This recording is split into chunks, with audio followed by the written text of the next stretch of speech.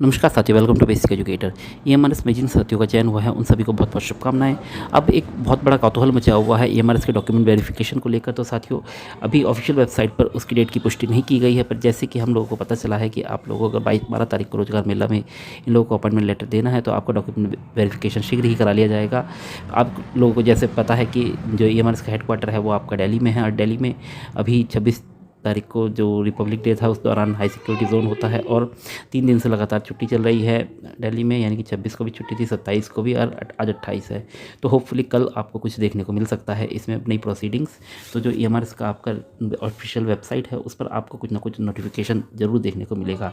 उसके लिए ईएमआरएस का जो रिजल्ट पेज है ऑफिशियल वेबसाइट खोलने पर यहाँ पे स्क्रॉल बार पर आपको ईएमआरएस रिजल्ट नाम से एक लिंक दिखता है। अब यहाँ पर आप देखिए कि अभी तक कोई भी यहाँ पर नोटिफिकेशन डॉक्यूमेंट वेरिफिकेशन के रिगार्डिंग नहीं दिया गया है, बट होपफुली कल तक आपको कंफर्मेशन मिल जाएगी और बहुत जल्दी ही आपका डॉक्यूमेंट वेरिफिकेशन के लिए प्रोसीडिंग्स आगे बढ़ेंगी। अब डॉक्यूमेंट वेरिफिकेशन के लिए आपको ज़्यादा समय नहीं मिलेगा, जिस प्रकार से आप लोगों को पता है।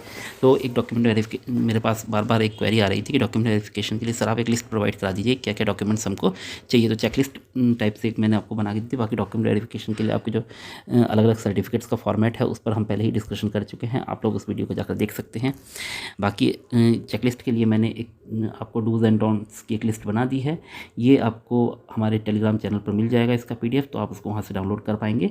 तो सबसे पहले साथियों, आप अगर डूज़ में क्या क्या है, तो डॉक्यूमेंट वेरिफिकेशन के लिए आपके पास जो एजुकेशनल क्वालिफिकेशन है और डेट ऑफ बर्थ के प्रूफ के लिए आपको क्या क्या चीज़ें चाहिए। तो 10th की मार्कशीट एंड सर्टिफिकेट चाहिए आपको, नाम और डेट ऑफ बर्थ के प्रूफ के लिए। 12th का मार्कशीट एंड सर्टिफिकेट चाहिए। ग्रेजुएशन की जितने साल आपने पढ़ाई की है, 3 साल या 4 साल जो भी है, तो उस दौरान उन्हीं सभी वर्षों की, या सेमेस्टर वाइज अगर था तो सभी सेमेस्टर की आपके पास मार्कशीट्स होनी चाहिए, और पास की डिग्री होनी चाहिए। अगर डिग्री नहीं है तो प्रोविजनल सर्टिफिकेट होनी चाहिए। अगर प्रोविजनल सर्टिफिकेट भी नहीं है उस केस में आप एक अंडरटेकिंग देंगे कि मैं ज्वाइनिंग से पहले प्रोविजनल सर्टिफिकेट प्रोवाइड करा दूंगा, और आप अपने यूनिवर्सिटी से प्रोविजनल सर्टिफिकेट लेके उसको सबमिट कर देंगे ज्वाइनिंग के समय। ऐसे ही पोस्ट ग्रेजुएशन के लिए आपकी सभी दोनों वर्षों की मार्कशीट होनी चाहिए, या 4 सेमेस्टर की मार्कशीट होनी चाहिए, साथ में डिग्री होनी चाहिए। अगर डिग्री नहीं है तो प्रोविजनल सर्टिफिकेट होना चाहिए। प्रोविजनल सर्टिफिकेट नहीं है तो आपको अंडरटेकिंग देना होगा कि ज्वाइनिंग से पहले मैं प्रोविजनल सर्टिफिकेट प्रोवाइड करा दूंगा।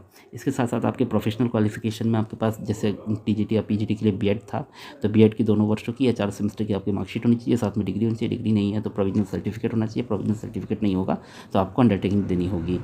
और अदर जो म्यूज़िक है, लाइब्रेरियन वगैरह हैं, तो उनके लिए जो भी बी लिब वगैरह होता है तो उसकी आपकी जो भी 1 वर्ष का कोर्स है तो दोनों सेमेस्टर या जो फाइनल मार्कशीट है वो आपको प्रोड्यूस करनी होगी।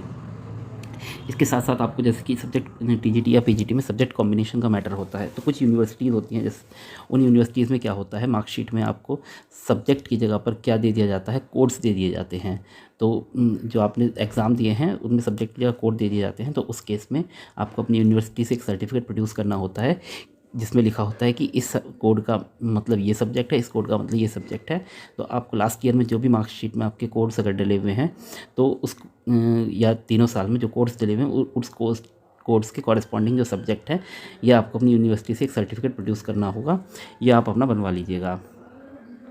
अगर आपके पास जो एलिजिबिलिटी ईएमआरएस द्वारा बताई गई है वो अगर सर्टिफिकेट नहीं है, उस आपके पास एक ऐसी डिग्री है जो कि आप उसके इक्विवेलेंट क्लेम कर रहे हैं। जैसे मैं बता दूं, एक एमसीए की डिग्री होती है, तो डोइक का बी लेवल एमसीए के बराबर होता है, या बीटेक कंप्यूटर साइंस के बराबर होता है।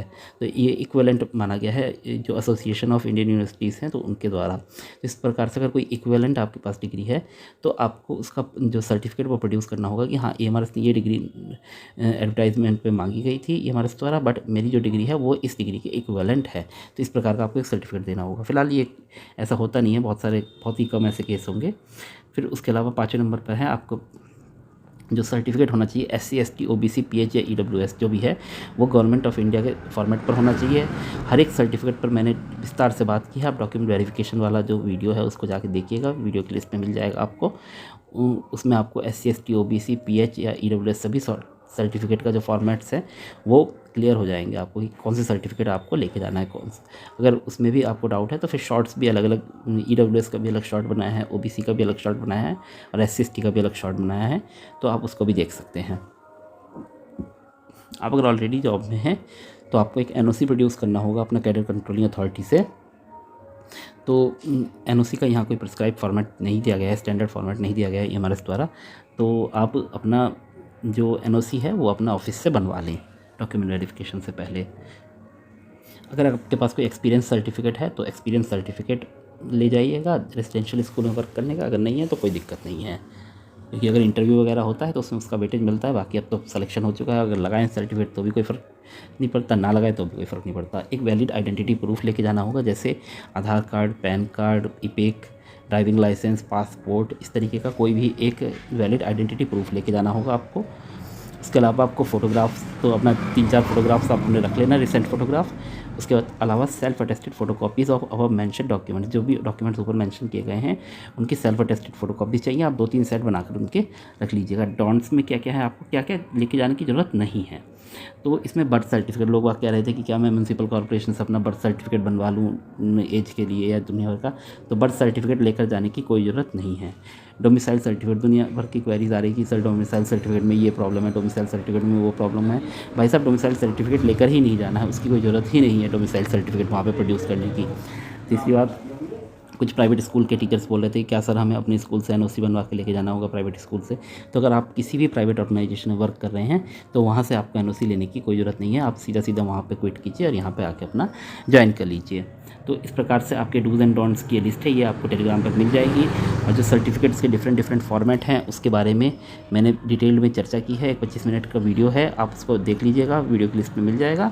और ये आपका चेकलिस्ट है। इसके अलावा फ़िलहाल आपको और कोई डॉक्यूमेंट लेकर नहीं जाना होता है डॉक्यूमेंट वेरिफिकेशन में।